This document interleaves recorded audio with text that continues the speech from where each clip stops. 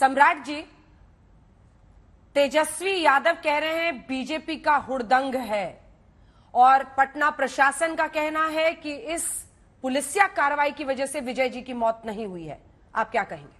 देखिए, भारतीय जनता पार्टी के कार्यकर्ता सभी लोग एक पूरी तरह मार्च का आयोजन करने का काम किए थे। एकदम शांतिपूर्ण मार्च चल रहा था। कहीं कोई इशू नहीं था। हम बढ़ते जा रहे थे। अचानक डगमंगला चौराहा पर पुलिस के द्वारा, लाठी के द्वारा, आंसू गैस के द्वारा अचानक हमला करने का काम किया गया। हम तो स्वयं बीच में ही खड़े थे। हम तो देखते रहे, हम तो बैठ गए।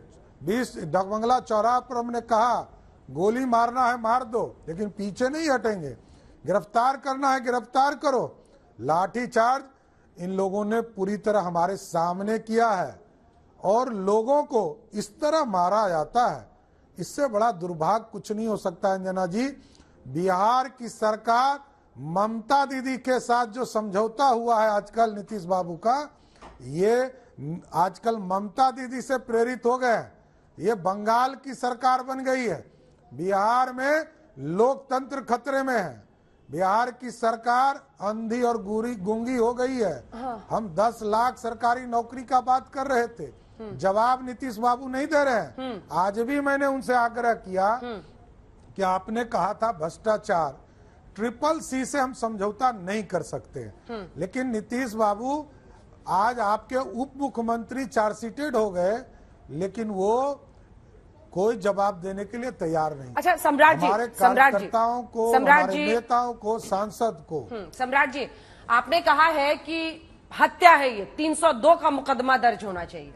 आप लेकिन मुझे बीजेपी ऑफिस में बैठे हुए हैं शायद, और मुझे बताया गया है कि मिनी हॉस्पिटल बन गया आज बीजेपी ऑफिस। कई लोगों का वहां इलाज विलाज चल रहा है। दिखा देते जरा एक बार।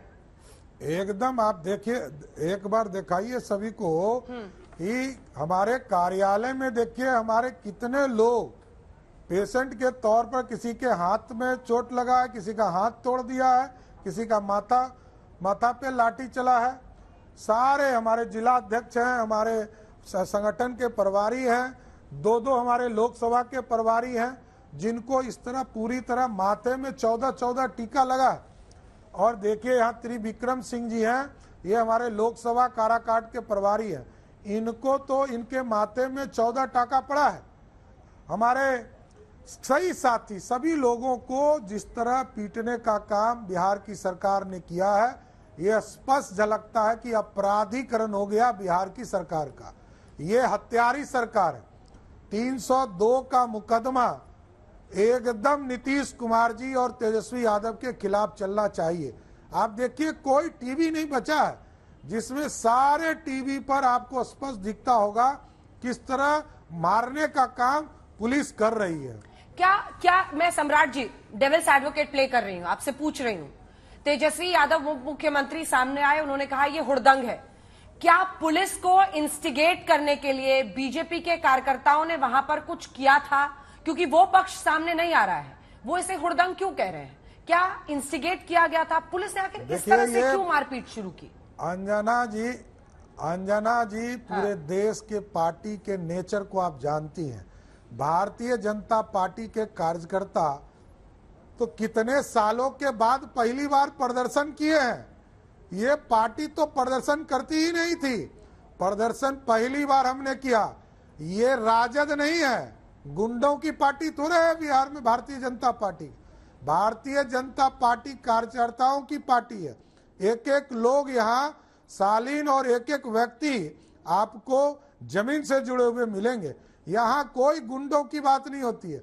वो तो राजद है जहाँ अपराधी ही सिर्फ वहाँ मंत्री विधायक होते हैं या भ्रष्टाचारी होते हैं।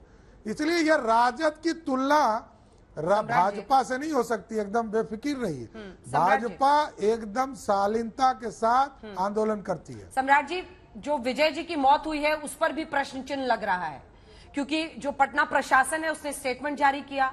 अस्पताल से जो वहां पर डॉक्टर्स हैं उनमें से जो हेड हैं उनकी बात अभी हमारे सहयोगी से हुई। वो कहा जा रहा है कि बाहर से कोई चोट दिखाई नहीं दे रही है। यानी पटना प्रशासन ये कहना चाह रहा है कि पुलिस की कार्रवाई या चोट लगने की वजह से उनकी मौत नहीं हुई है। अंजना जी वो पार्टी के महामंत्री थे, भारतीय जनता पार्टी के महामंत्री थे। वो भजन कीर्तन करने के लिए पटना नहीं आए थे, वो विधानसभा मार्च में आए थे। इसलिए हमने कहा कि नीतीश कुमार हत्यारे हैं और लालू प्रसाद जी का पूरा परिवार हत्यारा है। इसमें कहां दो मत है। वो सारे लोगों के साथ खड़े थे, लाठी चली, उसमें पूरी तरह भगदड़ मचने का काम हुआ। और लाठी चलाने के चलते विजय सिंह जी हमारे भाई थे, पार्टी के कार्यकर्ता थे, पार्टी के नेता थे, उनकी हत्या नीतीश कुमार जी के द्वारा कराई गई। अब चलते चलते क्या कहेंगे आप, क्योंकि हमारे साथ अभी आदित्य वैभव भी हैं और वो वहीं पर जहानाबाद में मौजूद हैं, विजय जी के घर में, क्योंकि उनकी पत्नी आज वो बता रही हैं कि कैसे सुबह नाश्ता वाश्ता करके घर से निकले थे और अब घर में उनकी अर्थी का इंतजार हो रहा है। ये भारतीय जनता पार्टी के लिए एक दुखद दिन है। हमारे लिए इतिहास में ये काला दिन होगा जिस दिन हमारे पार्टी के कार्यकर्ता आज एक तरह से बलिदान दिया है भारतीय जनता पार्टी के लिए। हम इसको जीवन भर भारतीय जनता पार्टी नहीं भूल सकती है, इसलिए हम पूरे उस परिवार के साथ हैं। विजय जी लंबे समय से भारतीय जनता पार्टी को आगे बढ़ाने का काम कर रहे थे, आगे भी पूरी तरह भारतीय जनता पार्टी उनके परिवार के साथ खड़ी रहेगी और हम ब्लैक डे भी मनाएंगे। इनके लिए पूरी श्रद्धांजलि का भी कल और परसों पूरी व्यवस्था करेंगे कि श्रद्धांजलि सभा पूरे बिहार में विजय सिंह जी के नाम पर होगा और नीतीश कुमार जी को बाध्य करेंगे। और ये लोग क्या कह रहे हैं कि अभी कोई पोस्टमार्टम नहीं हुआ है। अंजना जी मैं आपको बता रहा हूं, मैं अभी मिल के आ रहा हूं, उनके बेटे से भी मिला, मैं उनके डेड बॉडी से भी मिल के आया हूं। कोई अभी जांच नहीं हुआ है। कोई यदि बोल रहा है जिसका मतलब कोई गलत करने वाला है। नीतीश कुमार जी की सरकार को आगाह कर देना चाहते हैं, यदि इस तरह का कोई गंदा खेल आपने खेला तो बिहार की जनता आपको बर्दाश्त नहीं करेगी। धन्यवाद आपका सम्राट चौधरी जी हमारे साथ जुड़ने के लिए।